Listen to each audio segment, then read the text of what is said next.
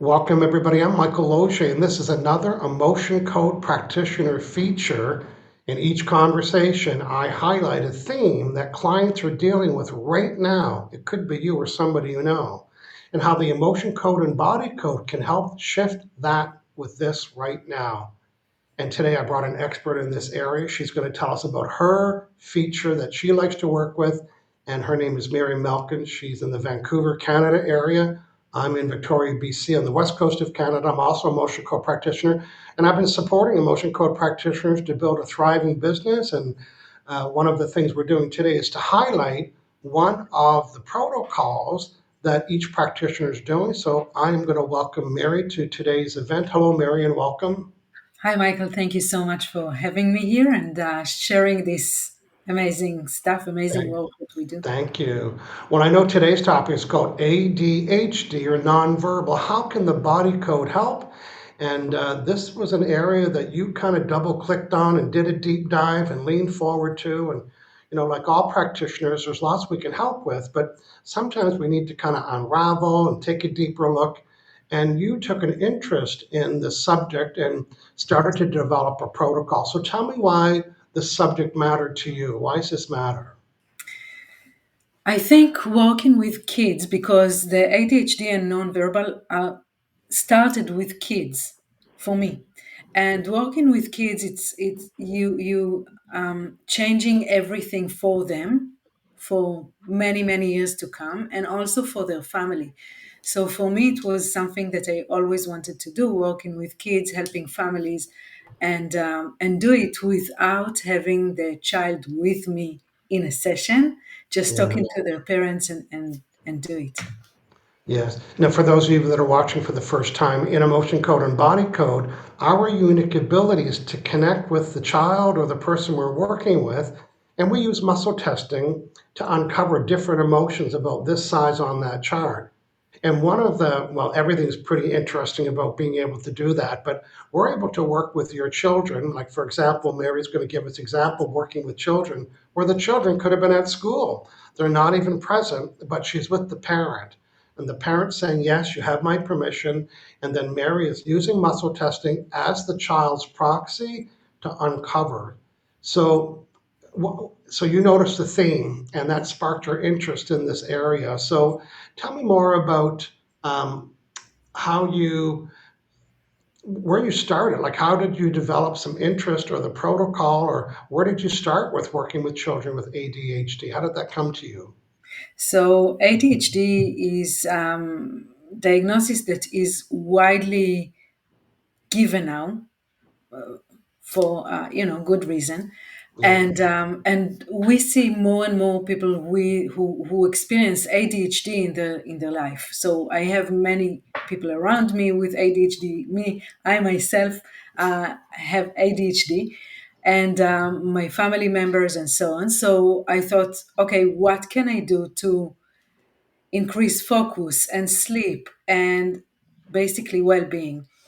And it happened in this area that I went to one of the emotion code or the codes seminar, and I saw one of the instructors demonstrating this protocol specifically.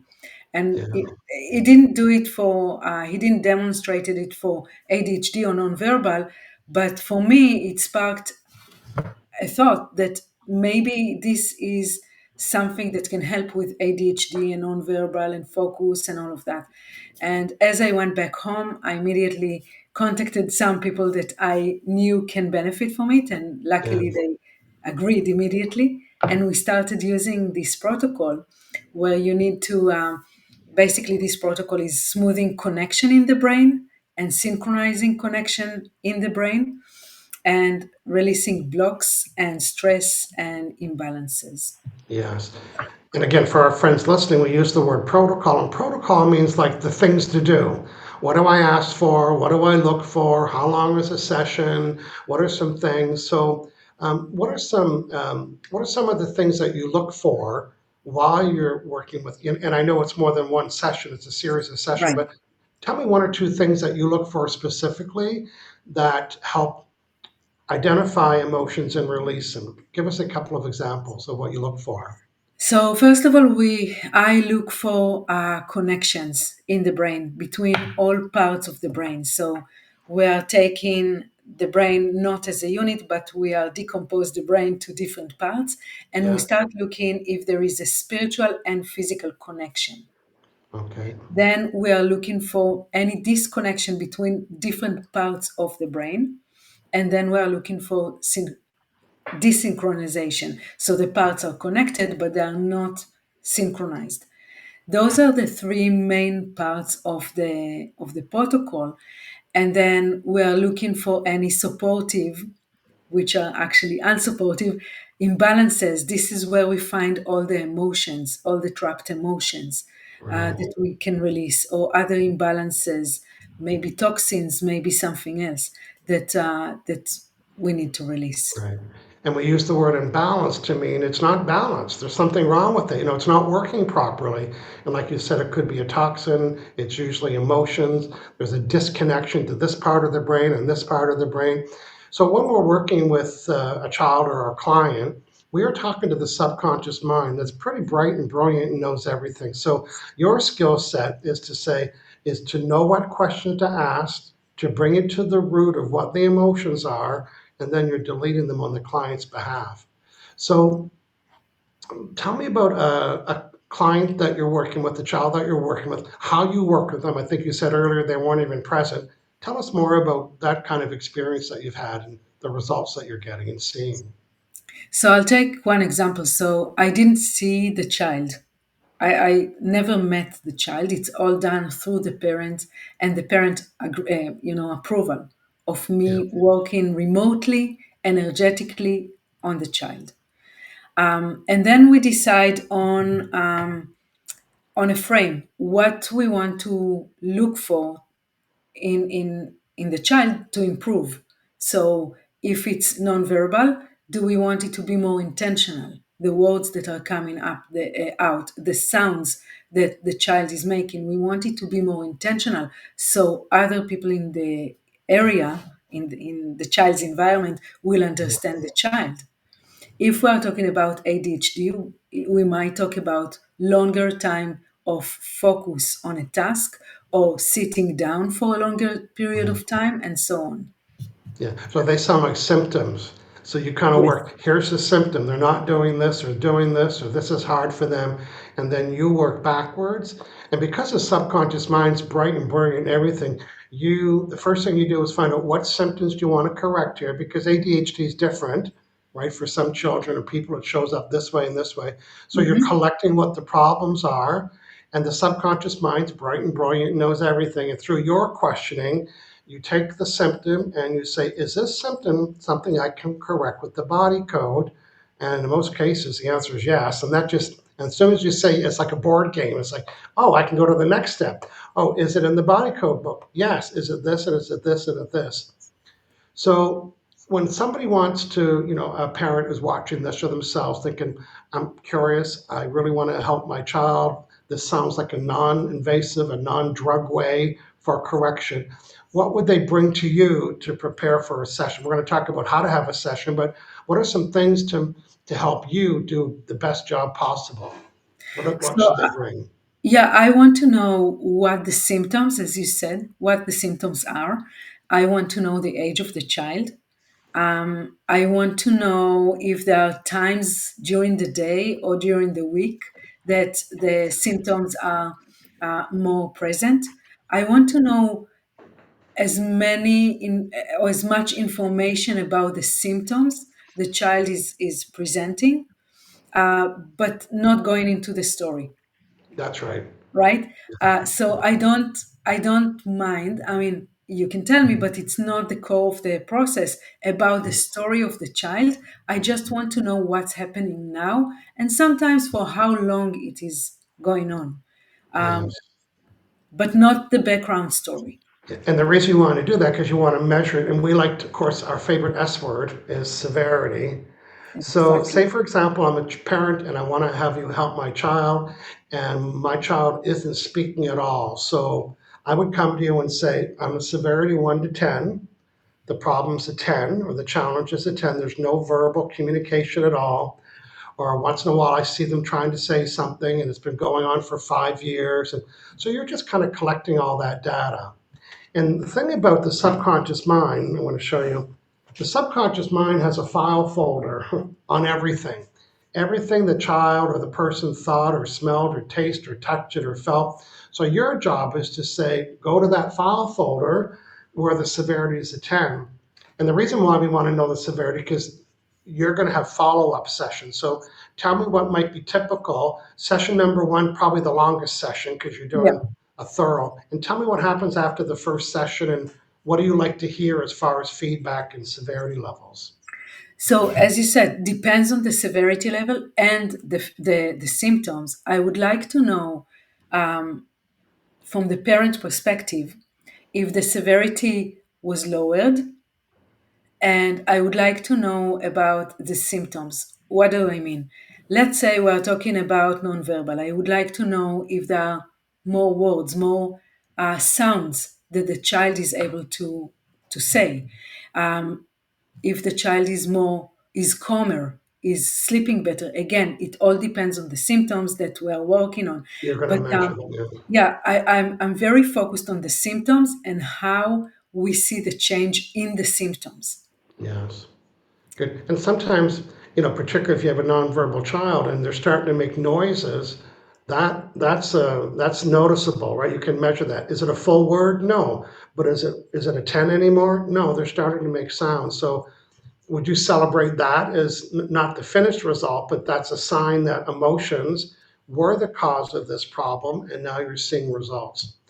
Yeah. Do you find the parent can celebrate that, or is it just you that celebrates that change?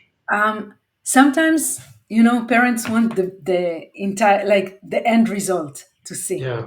immediately. But unfortunately, it's a process, Yes. right? So we need to be patient. And when I talk to a parent, I say, listen, we want to notice any change. Any change is better than being stuck.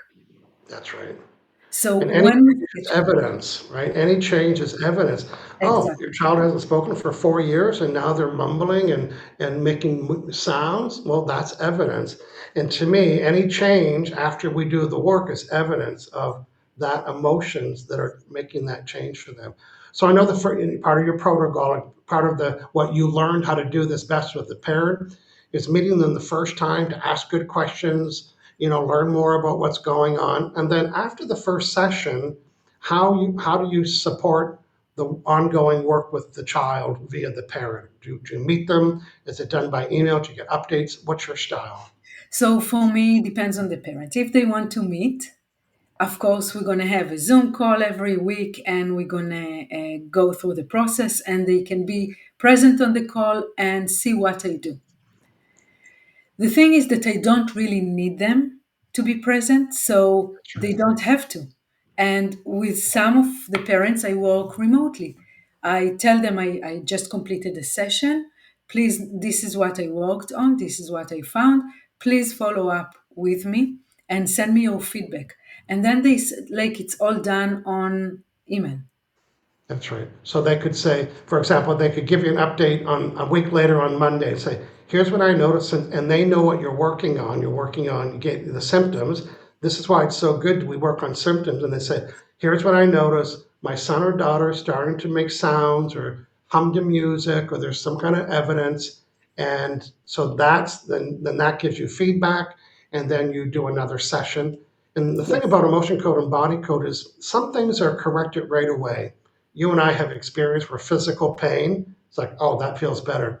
But this is a process and it's under layered, and that's why you need to have these frequent meetings. But they're not long for you. They're not like you're not spending an hour. You're actually doing it by email. You've got a protocol. You can do it quickly, but it does have to be a longer period of time. So the Yes. child, one of the, just think about one of the recent ones that you're working on.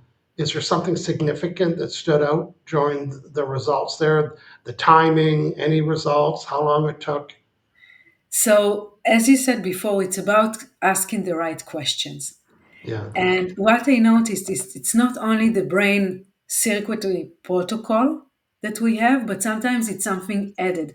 And what I found is that kids with ADHD, nonverbal, selective mutism, they all come with a baggage of negative emotions to this world, and we're looking for emotions that they came with to this world, and they create this block for them. Yes. So sometimes it can be the protocol that they do, and sometimes it's about the added questions about what are the emotions that get you stuck, and they can be from now, and it can be from way before you were born. Yes. Um, so Are yes. you finding any prenatal emotions? And in Emotion Code, prenatal emotions are ones that the child took on when they were in the mom's belly. So, like, they're not even events that happened in there while they were born. It was just energy around the mom that got transferred. Is that something that's showing up? Yeah, this one I find inherited. It's like Okay. with a DNA package that you got from your parent, you Yeah. also got imprinted emotions from your ancestors.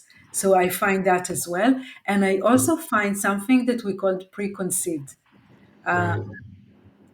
I don't know if you want to explain that. Yeah, well, that could be, some people use the expression, it was from a past life, or it's from a life before that you were even born, so preconception. There's different levels of different emotions that get corrected.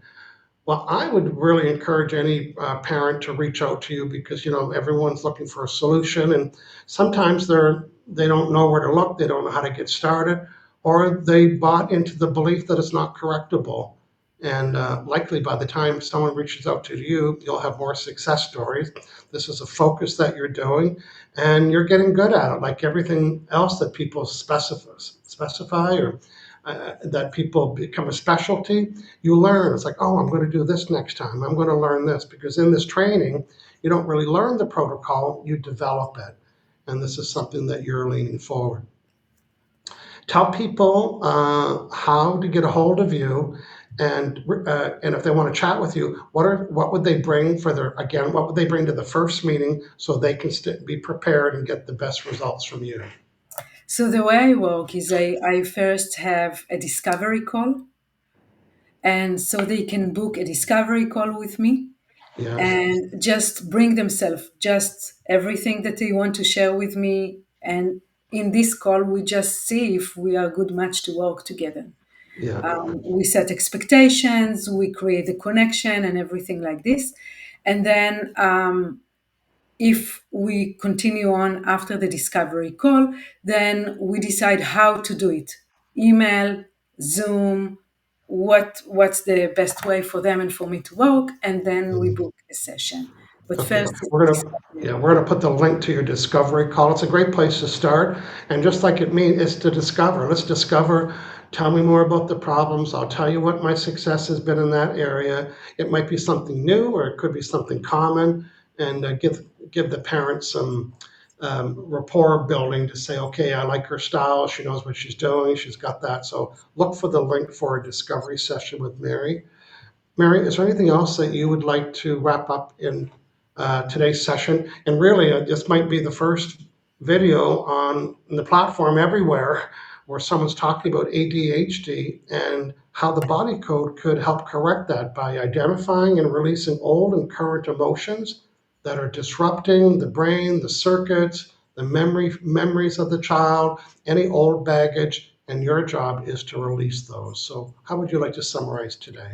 I just want to say that nowadays many kids have those letters after their name or attached to their name: ADHD, anxiety, ODD, all of those, or spectrum, all of those kind of letters. And we can do something about it. And I think this is the best message. For some, it's just anxiety that manifests in their body Mhm. in different ways: pains and aches, or non-sleep, or or focus. And for others, it's their mind just overthinking. We Okay. can do something about it. I don't know if we can do like change everything like 180 degrees for everyone, but we can improve it for sure. That's right. Improvement is better than no improvement at all.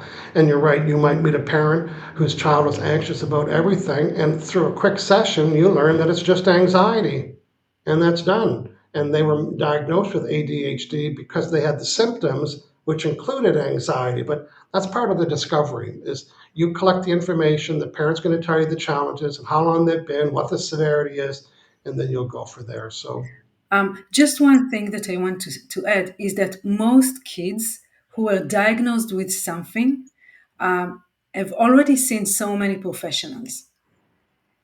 And this is the one, I think, the one thing that they don't need to see me. They are just doing their own business, and I'm working with a parent. So yeah, all the kids that I worked with, I didn't even see them. yes. So they don't have to tell the story if they're old enough to tell the story and sit in a chair and be with a stranger adult. And I mean, all of that must prohibit getting work done in a traditional setting. Yeah. Well, Mary, thank you for being part of the practitioner feature series. It was a delight having you here. And I'm certainly going to recommend you when some of my clients want to work with this subject because you drilled on it, you leaned forward, and you're developing a protocol. So let's say goodbye to our friends watching and look for Mary and her discovery call. Thanks, everybody, for hanging out. We'll see you Thank later. you, Michael, and thanks everyone. Bye bye.